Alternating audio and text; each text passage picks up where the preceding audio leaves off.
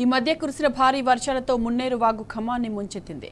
మున్నేరు వరదలతో ఖమ్మం అతలాకుతలమైంది. వరదలతో నష్టపోయిన వారికి సాయం చేస్తామని ప్రకటించిన సర్కారు ఇప్పుడు మెలిక పెడుతోంది. 1.25 లక్ష కొర్రీలతో రుణమాఫీ అరకొరగా చేసిన సర్కారు వరద సాయంలోనూ అదే పద్ధతి పాటిస్తోంది. వరద బాధితులను కేటగిరీలుగా విభజించి మెలిక పెట్టింది. ఫోన్ నెంబర్లు ఒకేలా ఉన్నాయని, ఖాతా నెంబర్లు లేవని సాకులు చూపుతూ బాధితులను నిండా ముంచింది.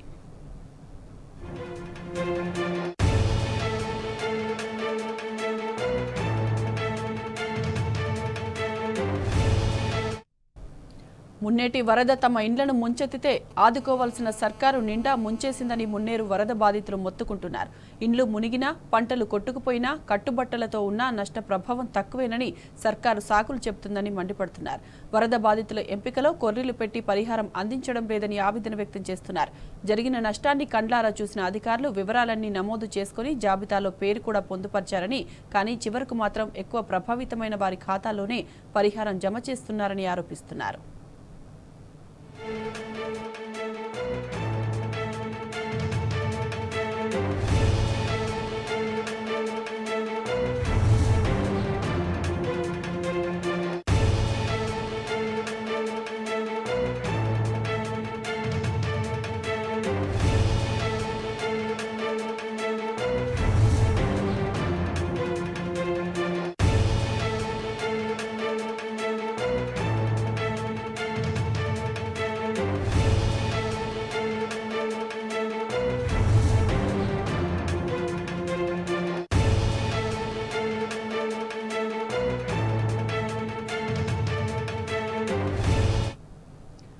మున్నేరు వరదలతో ఖమ్మం రూరల్ మండలంలో ప్రాథమికంగా 3,800 కుటుంబాలకు నష్టం జరిగి ఉండొచ్చని అధికారులు అంచనా వేశారు. క్షేత్ర పరిశీలన తర్వాత 2,813 కుటుంబాలు నష్టపోయినట్లు నిర్ధారించారు. సాంకేతిక కారణాలతో 318 కుటుంబాలకు సాయం అందలేదని అధికారులు స్పష్టం చేస్తున్నారు. కానీ సర్వే జరగని కుటుంబాలు, అర్హత ఉన్నా పరిహారం అందని కుటుంబాల వందల సంఖ్యలో ఉన్నాయి. వరుస సెలవుల అనంతరం తెరుచుకున్న ఖమ్మం రూరల్ తహసీల్దార్ కార్యాలయానికి మంగళవారం వరద బాధితులు వందల సంఖ్యలో చేరుకున్నారు. సీఎం, మంత్రులు, అధికారులు మునిగిన ఇండ్లను కండ్లారా చూసి కూడా నష్టపరిహారం ఇవ్వలేదని వరద బాధితులు ఆగ్రహం వ్యక్తం చేస్తున్నారు. దీంతో అధికారులు బాధితుల నుంచి మరోసారి దరఖాస్తులు తీసుకుంటున్నారు.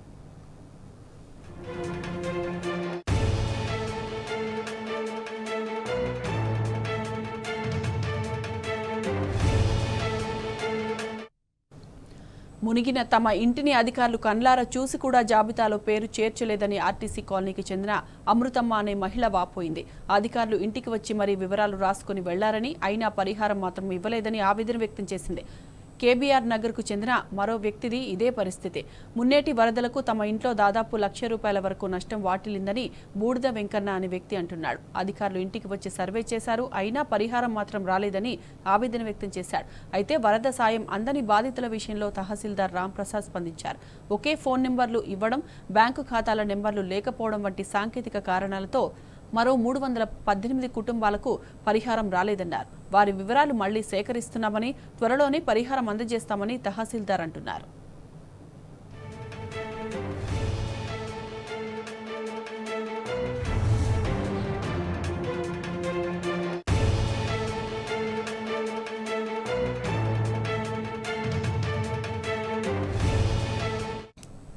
ఇక ఇదే అంశానికి సంబంధించిన పూర్తి డీటెయిల్స్ మా ప్రతినిధి సాంబా అందిస్తారు. సాంబా, చెప్పండి, మున్నేరు వరద బాధితులకు ప్రభుత్వం ఎలాంటి సాయం అందించింది ఇప్పటి వరకు? అందించని వాళ్ళు బాధితులు ఏమంటున్నారు?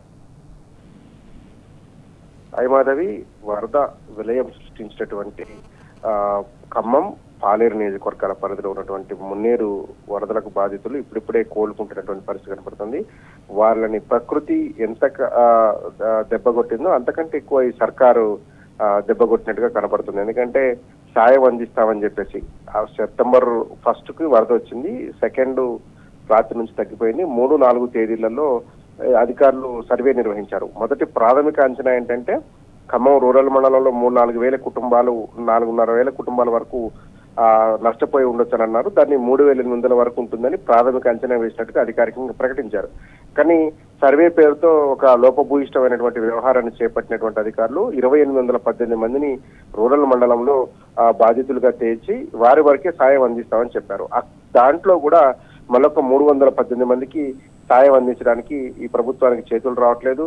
అక్కడ అధికారులు మరి తప్పిదం ఎందుకు చేశారనేటువంటి విషయాన్ని లోతుగా పరిశీలిస్తే మనకు వస్తున్నటువంటి సమాచారం ఏంటంటే చాలా మంది బాధితులు, వరద బాధితులు పాస్ పుస్తకాలను కూడా వరదలో కొట్టుకుపోయినాయి. ఈ నేపథ్యంలోనే ఎవరి బ్యాంక్ అకౌంట్లు ఉన్నా సరే వాళ్ళు ఉన్న వరకు బ్యాంక్ అకౌంట్లు ఇచ్చారు, లేని వాళ్ళు మొత్తం కొట్టుకుపోయింది సార్ అని చెప్పినటువంటి పరిస్థితి ఉంది. వాళ్ళ అకౌంట్ల వివరాలను కూడా ఈ అధికారులు హడావిడిగా నమోదు చేయకుండానే వెళ్ళిపోయారు. అకౌంట్లు ఇచ్చిన వాళ్ళకు కూడా ఒకే ఫోన్ నంబర్ ఉంది అనేటువంటి కారణం చూపించి కూడా వీటిని వేయకుండా చేస్తున్న, డబ్బులు జమ చేయకుండా ఆపేసినటువంటి దుస్థితి ఖమ్మం పాలేరు నియోజకవర్గంలో కనపడతా ఉంది. దాంతో పాటే ఇంకా లోతుగా వెళ్లి పరిశీలన చేస్తే కొన్ని అంశాలు బయటకు వస్తున్నాయి. అదేమిటంటే చాలా మంది ప్రజలు వరద వచ్చినప్పుడు 2వ తారీఖు 3వ తారీఖు వలస వెళ్లిపోయారు. చుట్టాల దగ్గరికి ఎవరైనా బంధువులు ఉంటే, లేదంటే పక్క ఊర్లో ఉన్నటువంటి పుట్టింటికి వెళ్ళిపోయిన వాళ్ళు, కూలీనాలు చేసుకోవడానికి వచ్చిన వాళ్ళు, సొంత ఊర్లోకి వెళ్ళిపోయినటువంటి వాళ్ళు అనేక మంది ఉన్నారు. వాళ్ళంతా కూడా 6-7 తారీఖులో తిరిగి ఖమ్మం నగరం చేరుకున్నారు. కేవలం 3-4 తేదీలలో నామమాత్రంగా నిర్వహించినటువంటి సర్వేలో వాళ్ళంతా పాల్గొనలేదు. దాంతో సర్వే పూర్తయిపోయింది. వాళ్ళ నెంబర్లు, వాళ్ళ వివరాలను కూడా నమోదు చేసుకునేందుకు అధికారులు సానుకూల చూపకపోవడంతో ఆ పేరుతో కూడా చాలా మంది వరద సాయానికి నోచుకోకుండా ఉండిపోయారు. ఇతోధికమైన సాయం చేయాల్సినటువంటి అవకాశం ఉంటుంది. ఎందుకంటే ప్రకృతి విపత్తు జరిగిందని ముఖ్యమంత్రి, మంత్రులు, అట్లాగే అక్కడికి వచ్చినటువంటి అధికారులు కూడా అందరూ చూశారు. విచిత్రంగా వరద నష్టం అమాంతం పెరుగుతూ పోయింది. ముందు రోజు ఒక మంత్రి ప్రెస్ మీట్ పెట్టి కేవలం 349 కోట్ల నష్టం జరిగిందని చెప్తారు. తెల్లారి మరొక మంత్రి ప్రెస్ మీట్ పెట్టి 739 కోట్ల నష్టం జరిగిందని చెప్తారు. నష్టం వివరాలను కూడా సరిగా చెప్పలేనటువంటి ప్రభుత్వం ఇది. ఎందుకు నష్టం వివరాలను పెంచారో తెలియదు. 739 కోట్లు నష్టమైనటువంటి ఈ ఖమ్మం నగరంను, అట్లాగే మున్నేరు ప్రభావిత ప్రాంతాల్లో కేవలం 2800 మంది నష్టపోయారని చెప్పడం కూడా ఒక లోపభూయిష్టమైనటువంటి వ్యవహారమే. దాంట్లో కూడా వాళ్ళకి వరద సాయం అందించేటువంటి విషయంలో కూడా టెక్నికల్ అంశాలు, ఏదైతే రుణమాఫీ పేరుతో రైతుల గోస పోసుకుంటున్నారో అదే తీరులో వరద బాధితుల యొక్క బాధలను కూడా ఈ ప్రభుత్వం పట్టించుకోవట్లేదని వాళ్ళంతా ఆగ్రహం వ్యక్తం చేస్తున్నారు. అనేకమైనటువంటి అంశాలు ఇందులో ఉన్నాయి. ఎందుకంటే ఒక్కొక్క కుటుంబం ₹1,00,000 తక్కువ పూరి గుడిసెలో కూడా ఇవాళ టీవీ, ఫ్రిడ్జ్ ఉన్నటువంటి పరిస్థితి కనపడుతుంది. అవి కోల్పోయారు. అక్కడ అంటే ₹1,00,000 మినిమం నుంచి 25-30 లక్షల రూపాయలు విలువైనటువంటి ఫర్నిచరు, బియ్యము, ధాన్యము, బంగారము, బట్టలు కోల్పోయినటువంటి కుటుంబాలు ఉన్నాయి. అంత నష్టం జరిగితే కేవలం 16,000 రూపాయలు ఇచ్చి సైతం దొరుకుతున్నటువంటి ప్రభుత్వం ఆ డబ్బులు కూడా ఇవ్వకపోవడం అనేది వరద బాధితులను తీవ్రంగా కలిసివేస్తుంది. చాలా మంది వరద బాధితులు టీవీస్ తో మాట్లాడినప్పుడు చెప్పారు, ఇవ్వకపోయారు కానీ వరద సాయం ఇచ్చామని చెప్పి మమ్మల్ని అవమానపరచకండి, మమ్మల్ని ఇబ్బంది పెట్టకండి అని కూడా చాలా మంది వరద బాధితులు మనతో పంచుకున్నట్టు సందర్భం ఉంది. అయినప్పటికీ తామేదో వరద బాధితులను ఉద్ధరిస్తున్నట్టుగా ఈ ప్రభుత్వం చెప్పింది.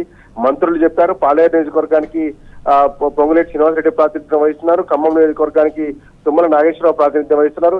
ఇద్దరు మంత్రులున్నటువంటి ఈ 2 కాన్స్టిట్యున్సీల పరిధిలో వరద సాయం విషయంలో అనేక రకాలైనటువంటి అవకతవకలు, టెక్నికల్ ఎర్రర్స్ చూపించి లబ్ధిదారులను ఇబ్బంది పెడుతున్న పరిస్థితి కనపడుతుంది. తీవ్రంగా నష్టపోయారు. జీరో నుంచి వాళ్ళ కుటుంబాలు మళ్లీ మొదలవలసినటువంటి పరిస్థితిలో ఈ 16,000 ఏ మూలకు సరిపోకపోయినప్పటికీ కూడా ఎంతో కొంత ఒక సాయం అందుతుందనేటువంటి ఆలోచనకు వచ్చినటువంటి ప్రతినిధులు ఆ పనిచేశారు. కానీ ఇప్పటి వరకు ఆ వరద సాయం జమ విషయంలో దాదాపు ఇప్పుడు 15 రోజులు అయిపోయింది జమ చేస్తామని. 3వ తారీఖున సర్వే పూర్తయితే 4-5 తారీఖుల నుంచి డబ్బులు జమ అవుతాయని చెప్పారు. ఇవాళ 18వ తారీఖు, 13-14 రోజులుగా ఈ ప్రక్రియ నత్తలు కూడా సిగ్గుపడే రీతిలో నడుస్తా ఉంది. ఇంకా వరద బాధితులకు డబ్బులు అందలేదనేటువంటి ఫిర్యాదులు వస్తున్నాయంటే వరద బాధితులను ఆదుకోవడంలో ఈ ప్రభుత్వం యొక్క చిత్తశుద్ధి ఎట్లా ఉంది, అధికారుల యొక్క పనితనం ఎట్లా ఉందనేటువంటి అంశాన్ని పరిశీలించాలి. ముఖ్యంగా పర్యవేక్షణ లేకుండా పోయింది. సాయి మాధవి, పర్యవేక్షణ అనేది లేకుండా పోయింది. వరద బాధితుల పట్ల మానవతా కోణంలో వ్యవహరించాలనేటువంటి ఉద్దేశం కూడా ఈ ప్రభుత్వానికి, మంత్రులకు లేకపోవడం చేతనే ఈ రకమైనటువంటి పరిస్థితులు ఉత్పన్నం అవుతున్నట్టుగా వరద బాధితులు వాపోతున్నారు. Sai Madhavi. Right Samba, thanks for the updates.